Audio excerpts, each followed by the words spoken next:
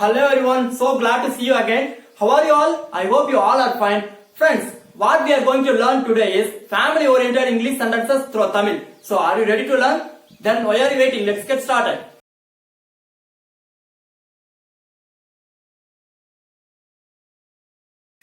So friends, இன்னைக்கு இந்த லெசன்ல என்ன பார்க்க போறோம் அப்படின்னா நாம ஒரு ஃபேமிலியை மீட் பண்றோம். அதாவது ஷாப்பிங் பண்ணும்போதோ இல்ல ஏதாவது ஒரு ஃபங்க்ஷன்ல பார்த்தாலோ ஒரு ஃபேமிலியை மீட் பண்றோம்னு வச்சுக்கோங்களேன். அப்படி மீட் பண்ணும்போது அந்த ஃபேமிலி கிட்ட எந்தெந்த மாதிரி எல்லாம் இங்கிலீஷ்ல சென்டென்சஸ் பேசலாங்கிறதா இன்னைக்கு நம்ம பார்க்க போறோம். So I hope it will be very interesting and very useful. So keep watch this carefully. So today's lesson about family oriented English sentences. ஃபேமிலியை மீட் பண்ணும்போது எந்தெந்த மாதிரி எல்லாம் வந்து இங்கிலீஷ்ல பேசலாங்கிறதா பார்க்க போறோம். So carefully watch it. First one, how are you? How are you? ஜெனரலா வந்து கேக்குறதா. ரொம்ப நாளைக்கு அப்புறம் ஒரு ஃபேமிலி பார்த்தாலோ அந்த ஃபேமிலில இருக்கிற யாரை பார்த்தாலும் நம்ம சொல்ற ஒரே வேர்டு என்னது? எப்படி இருக்கீங்க? எப்படி இருக்கீங்கன்னு கேட்போம். சோ எப்படி இருக்கீங்கன்னு இங்கிலீஷ்ல கேட்கறதுக்கு how are you? How are you? How are you? And the second one in our list is how is your father? How is your father? நீங்க எப்படி இருக்கீங்கன்னு கேட்டாச்சு. அடுத்தது அப்பா என்ன பண்றாரு? அப்பா எப்படி இருக்கிறாருன்னு கேட்போம். சோ அப்பா எப்படி இருக்கிறாருன்னு கேட்கறதுக்கு how is your father? Suppose அம்மா எப்படி இருக்காங்கன்னு கேக்குறதுக்கு how is your mother? How is your mother? And the fourth one in our list is how is everybody at home? How is everybody at home? அப்பா எப்படி இருக்காங்கன்னு கேக்குறதுக்கு how is your father? அம்மா எப்படி இருக்காங்கன்னு கேக்குறதுக்கு how is your mother? ஒட்டுமொத்தமா ஃபேமிலில எப்படி இருக்காங்க? எல்லாரும் எப்படி இருக்காங்க? ஒட்டுமொத்தமா எல்லாரும் எப்படி இருக்காங்கன்னு இங்கிலீஷ்ல கேக்குறதுக்கு how is everybody at home? வீட்ல எல்லாரும் எப்படி இருக்காங்க? How is everybody at home? And fifth one in our list is how are your parents? அப்பா அம்மான்னு தனித்தனியா பிரிக்காம ரெண்டு பேரையும் கேட்கறது. அப்பா அம்மா எப்படி இருக்காங்க அப்படின்னு கேட்போம். சோ அப்பா அம்மா எப்படி இருக்காங்கன்னு இங்கிலீஷ்ல கேட்கறதுக்கு how are your parents? How are your parents? And the sixth one in our list is how are your children? How are your children? Children's சொல்லக்கூடாது, children. How are your children? உங்களோட குழந்தைகள் எப்படி இருக்காங்க? குழந்தைங்களா நல்லா இருக்காங்களா? பேச்சு வழக்கம் சொன்னா அப்படிதான் கேட்போம். குழந்தைங்களா நல்லா இருக்காங்களா? பசங்களா நல்லா இருக்காங்களான்னு கேட்போம். சோ அதுக்கு இங்கிலீஷ்ல how are your children? How are your children? குழந்தைங்க ஆறு பசங்க எல்லாம் நல்லா இருக்காங்களா? அந்த செவன்த் ஒன் என்னோட is how do you do? How do you do? அவனால எப்படி இருக்கீங்க ஆர் என்ன வேலை செய்றீங்க? இது வந்து ரெண்டுமே மீன் பண்ணும். how do you do? என்ன வேலை செய்ற? என்ன செய்ற? என்ற ஒரு மீனிங் என்ன செய்ற? அதாவது வேலைக்கு போயிட்டு இருக்கறியா இல்ல வீட்ல இருக்கறியா அந்த மாதிரி நம்ம ஒரு கேஷுவலா பேசணும் இல்லையா? சோ அதுக்கு இங்கிலீஷ்ல how do you do? How do you do? And the eighth one in our list is how does your father do? How does your father do? அப்பா என்ன வேலை செய்றாரு? அப்பா என்ன வேலை செய்றாரு? My father is working a doctor. எங்க அப்பா ஒரு டாக்டர் வேலை செஞ்சுட்டு இருக்காரு. அந்த மாதிரி சொல்லுவோம். சோ அப்பா என்ன வேலை செய்றாருன்னு கேக்குறதுக்கு இல்ல how does your father do? How does your father do? அம்மா என்ன வேலை செய்றாங்கன்னு கேக்குறதுக்கு easy. So how does your mother do? My mom is a housewife or my mom is a homemaker, whatever you can say. And the next one in our list is the girl resembles her mother. The girl resembles her mother. Resembles her mother அப்படின்னா இந்த பொண்ணு அவங்க அம்மா மாதிரியே இருக்கிறான், அவங்க அம்மா அப்படியே உரிச்சு வச்சிருக்கான், அவங்க அம்மா ஃபேஸ் இவளுக்கு அப்படின்னு சொல்ல முடியாது தமிழ்ல. சோ அதுக்கு இங்கிலீஷ்ல the girl resembles her mother. The girl resembles her mother. இவா அவங்க அம்மா மாதிரியே இருக்கிறா, அவங்க அம்மா ஃபேஸ் அவளுக்கு அப்படின்னு அர்த்தம். And she is my mother. She is my mother. Introduce பண்ண சொல்லுவோம். She is my mother. He is my father. She is my sister.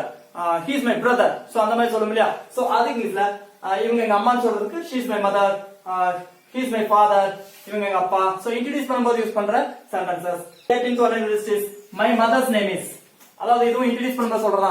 எங்க அம்மா பேர் வந்து தங்கமணி, எங்க அம்மா பேர் வந்து வள்ளி. சோ இந்த மாதிரி சொல்ல முடியா? சோ அதுக்கு இங்கிலீஷ்ல my mother's name is. Suppose அப்பா பேர் சொல்லணும் அப்படின்னா my father's name is Ramasamy, Kuppusamy, Sivaraj. So whatever you can say. So my father's name is, my mother's name is. ரொம்ப சிம்பிளான ஒரு sentences. And 15th one is how many members are there in your family? How many members are there in your family? உங்க குடும்பத்துல எத்தனை பேர் இருக்காங்க? நீ உங்க அண்ணன் எத்தனை பேர் இருக்கீங்க மொத்தமா? சோ அப்படி நம்ம கேட்போம். சோ உங்க ஃபேமிலில எத்தனை பேர் இருக்காங்கன்னு இங்கிலீஷ்ல கேட்கிறதுக்கு how many members are there in your family? How many members are there in your family? உங்க ஃபேமிலில எத்தனை பேர் இருக்காங்கன்னு கேட்கிறதுக்கு இங்கிலீஷ்ல how many members are there in your family? And 16th one in our list is how many siblings do you have? Siblingsனா கூட பிறந்தவங்க. நம்ம ஜெனரலா கேக்குறதா உங்க கூட பிறந்தவங்க எத்தனை பேர் உனக்கு? கூட பிறந்தவங்க எத்தனை பேர் நமக்கு கேட்போம். அதாவது அக்கா தங்கச்சி எத்தனை பேர், அண்ணன் தம்பி எத்தனை பேர் கேட்போம் இல்லையா? சோ அதுக்கு இங்கிலீஷ்ல how many siblings do you have? கூட பிறந்தவங்க எத்தனை பேர்? How many siblings do you have? How many siblings do you have? And the 17th one in our list is your family big or small? Is your family big or small? இதுவும் ஜெனரலா கேக்குறதா. உங்க குடும்பம் சின்ன குடும்பமா இல்ல பெரிய குடும்பமா அந்த மாதிரி கேட்போம் இல்லையா? சோ அதுக்கு இங்கிலீஷ்ல is your family big or small? Is your family big or small. And 18th one in our list is how many brothers and sisters do you have? How many brothers and sisters do you have? உனக்கு எத்தனை அண்ணங்க எத்தனை அக்கா தங்கச்சிங்க அந்த மாதிரி கேட்போம். அண்ணங்க எத்தனை பேரு அக்கா தங்கச்சி எத்தனை பேருன்னு கேட்போம் இல்லையா? சோ அதுக்கு இங்கிலீஷ்ல how many brothers and sisters do you have? How many brothers and sisters do you have? And the next one in our list is does your family live in a house or an apartment? Does your family live in a house or an apartment? அப்படின்னா உங்க family வந்து வீட்ல இருக்குதா இல்ல வீட்ல வாழ்றீங்களா அபார்ட்மெண்ட்ல வாழ்றீங்களா?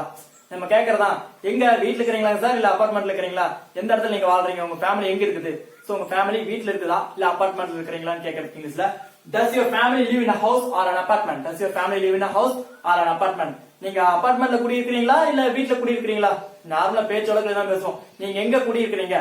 அபார்ட்மெண்ட்லயா ஹவுஸ்லயா அப்படின்னு கேக்குறது இங்கிலீஷ்ல does your family live in a house or an apartment? Does your family live in a house or an apartment? And the next one in our list is how old is your mother? அம்மாக்கு எவ்வளவு வயசாச்சு? How old is your mother? அம்மாக்கு எவ்வளவு வயசாச்சுன்னு கேக்குறது இங்கிலீஷ்ல how old is your mother? How old is your mother? Suppose அப்பாக்கு எவ்வளவு வயசாச்சுன்னு கேக்குறதுக்கு how old is your father? How old is your father? தாத்தா அப்படின்னா how old is your grandfather? grandma பாட்டி அப்படின்னா how old is your grandmother? உங்களோட அண்ணனுக்கு எவ்வளவு வயசாச்சுன்னா how old is your brother? So whatever you can say. And the next one in our list is what's his name? Hisனா அவனுடைய. நம்ம குழந்தைய கூட்டிட்டு வந்திருப்பாங்க அவன் பேர் என்ன அப்படின்னு கேட்போம். சோ அந்த குழந்தை பேர் என்ன அவன் பேர் என்னன்னு கேட்கறதுக்கு இங்கிலீஷ்ல what's his name? What's his name? Suppose girl இருந்துச்சுன்னா ஹர். சோ கேர்ள் இருந்துச்சுன்னா ஹர் அவளுடைய. ஹர் அப்படின்னா அவளுடைய. அவளோட பேர் என்ன அப்படின்னா அதுக்கு இங்கிலீஷ்ல what's her name? What's her name? What's her name? And the next one in our list is I am the second child in my family. I am the second child in my family. நீ வீட்டுக்கு எத்தனை பையன் கேட்டா நான் வீட்டுக்கு ரெண்டாவது பையன். நான் தான் வந்து வீட்டுக்கு ரெண்டாவது பையன் சொல்லுவோம். சோ அந்த ரெண்டாவது பையன் சொல்றதுக்கு இங்கிலீஷ்ல I am the second child in my family. என் குடும்பத்துல நான் தான் ரெண்டாவது பையன். I am the second child in my family. Next one in our list is his family is a big family. His means அவனுடைய or அவனுடைய or அவருடைய. So இப்போ அவரோட குடும்பம் ரொம்ப பெரிய குடும்பம்னு சொல்றதுக்கு இங்கிலீஷ்ல his family is a big family. அவனோட குடும்பம் ரொம்ப பெரிய குடும்பம் அப்படின்னு சொல்லுவோம். சோ அதுக்கு இங்கிலீஷ்ல his family is a big family because his னா அவனுடைய or அவருடைய. சோ அவனோட குடும்பம் ரொம்ப பெரிய குடும்பம் சொல்றதுக்கு இங்கிலீஷ்ல his family is a big family. His family is a big family. And the next one is do you stay with your parents? Do you stay with your parents? நீ வந்து அப்பா அம்மா கூட தங்கி இருக்கிறியா இல்ல தனியா தங்கி இருக்கிறியா? நீ வந்து அப்பா அம்மா கூட இருக்கிறியா இல்ல தனியா வீடு எடுத்து தங்கி இருக்கிறியா அப்படின்னு கேட்போம் இல்லையா? சோ அதுக்கு இங்கிலீஷ்ல do you stay with your parents? Do you stay with your parents? நீ அப்பா அம்மா கூட தான் இருக்கிறியா இல்ல வெளியில தான் இருக்கிறியா? சோ அப்பா அம்மா கூட இருக்கிறியான்னு கேக்குறதுக்கு இங்கிலீஷ்ல do you stay with your parents? And the next one is are you married or single? உனக்கு கல்யாணம் ஆயிடுச்சா இல்லையா? இது ரொம்ப நாளைக்கு அப்புறம் பார்த்தா நம்ம கேட்கக்கூடிய ஃபர்ஸ்ட் வார்த்தை தான் உனக்கு கல்யாணம் ஆயிடுச்சா இல்லையா? சோ அப்படின்னு கேட்போம். சோ அதுக்கு இங்கிலீஷ்ல are you married or single? Are you married or single? உனக்கு கல்யாணம் ஆயிடுச்சா இல்லையா? Are you married or single? உனக்கு கல்யாணம் ஆயிடுச்சா இல்லையா? And the next one is why didn't you marry? Why didn't you marry? கல்யாணம் ஆகலைன்னு சொன்னா கேட்போம். ஏன் இன்னும் கல்யாணம் ஆகல உனக்கு? ஏன் கல்யாணம் ஆகல உனக்குன்னு கேட்கறதுக்கு இங்கிலீஷ்ல why didn't you marry? நீ ஏன் கல்யாணம் பண்ணிக்கல? Why didn't you marry? நீ ஏன் கல்யாணம் பண்ணிக்கல? Why didn't you marry? And the next one is he has two daughters. அவனுக்கு ரெண்டு பொண்ணுங்க. அவனுக்கு ரெண்டு பொண்ணுங்க இருக்குது அப்படின்னு சொல்லுவோம். சோ அதுக்கு இங்கிலீஷ்ல he has two daughters. அவனுக்கு ரெண்டு பொண்ணுங்க. He has two daughters. அவனுக்கு ரெண்டு பையங்க அப்படின்னா he has two sons. He has two sons. And the next one is are you an only child? Are you an only child? நீ ஒரே குழந்தையா வீட்டுக்கு? நீ வீட்டுக்கு ஒரே பையனா? அந்த மாதிரி கேட்போம். வீட்டுக்கு ஒரே பையனான்னு கேட்கறதுக்கு இங்கிலீஷ்ல are you an only child? Are you an only child? And the next one in our list is what's your daughter name? What's your daughter name? உன்னோட பொண்ணு பேர் என்ன அப்படின்னு கேக்குறதுக்கு இங்கிலீஷ்ல what's your daughter name? What's your daughter name? உன்னுடைய பொண்ணு பேர் என்ன? What's your daughter name? And the next one in our list is your daughter married? உன் பொண்ணு கல்யாணம் ஆயிடுச்சா? உன் பொண்ணுக்கு கல்யாணம் ஆயிடுச்சா? Is your daughter married? Is your daughter married? உன் பொண்ணுக்கு கல்யாணம் ஆயிடுச்சான்னு கேக்குறதுக்கு இங்கிலீஷ்ல is your daughter married? Is your daughter married? And the next one in our list is why don't you call me for marriage? Why don't you call me for marriage? ஏன் என்ன மேரேஜ்க்கு கூப்பிடல? ஏன் என்ன மேரேஜ்க்கு கூப்பிடலன்னு கேக்குறதுக்கு இங்கிலீஷ்ல why don't you call me for marriage? Why don't you call me for marriage? ஏன் என்ன மேரேஜ்க்கு கூப்பிடல? And the next one in our list is when did your daughter get married? When did your daughter get married? உன் பொண்ணுக்கு எப்ப கல்யாணம் ஆச்சு? ஏன் என்ன கல்யாணத்துக்கு கூப்பிடல அப்படின்னா why don't you call me for marriage? உன் பொண்ணுக்கு எப்ப கல்யாணம் ஆச்சு? எப்பனா when. சோ எப்ப கல்யாணம் ஆச்சுன்னு கேக்குறீங்களா? when did your daughter get married? உன் பொண்ணுக்கு எப்ப கல்யாணம் ஆச்சு? when did your daughter get married? And the next one in our list is we would have come. We would have come. We would have come if you had said so. We would have come if you had said so. நீ சொல்லியிருந்தா நாங்க கண்டிப்பா வந்திருப்போம். நீ சொல்லியிருந்தா நாங்க கல்யாணத்துக்கு கண்டிப்பா வந்திருப்போம். இல்ல நீங்க சொல்லியிருந்தா நாங்க கண்டிப்பா வந்திருப்போம். அது கல்யாணமா இருக்கலாம், இல்ல ஒரு பர்த்டே பார்ட்டியா கூட இருக்கலாம். சோ நீங்க சொல்லியிருந்தா நாங்க கண்டிப்பா வந்திருப்போம் அப்படின்னு சொல்றதுக்கு இங்கிலீஷ்ல we would have come if you had said so. We would have come if you have said so. So we would have come if you had said so. நீங்க சொல்லியிருந்தா நாங்க வந்திருப்போம். We would have come if you had said so. And the next one in our list is by the grace of God. எல்லாம் கடவுளோட அருளால, எல்லாம் கடவுளோட அருளால தான் சிறப்பா முடிஞ்சுன்னு சொல்லுவோம். சோ கடவுளின் அருளால் அப்படின்னு சொல்றது by the grace of God. By the grace of God. கடவுள் அருளால. So by the grace of God. And the next one in our list is his family is struggling. His family is struggling. Struggling-னா கஷ்டப்படுறது. Struggle ஆயிரம் சொல்லுவாங்க.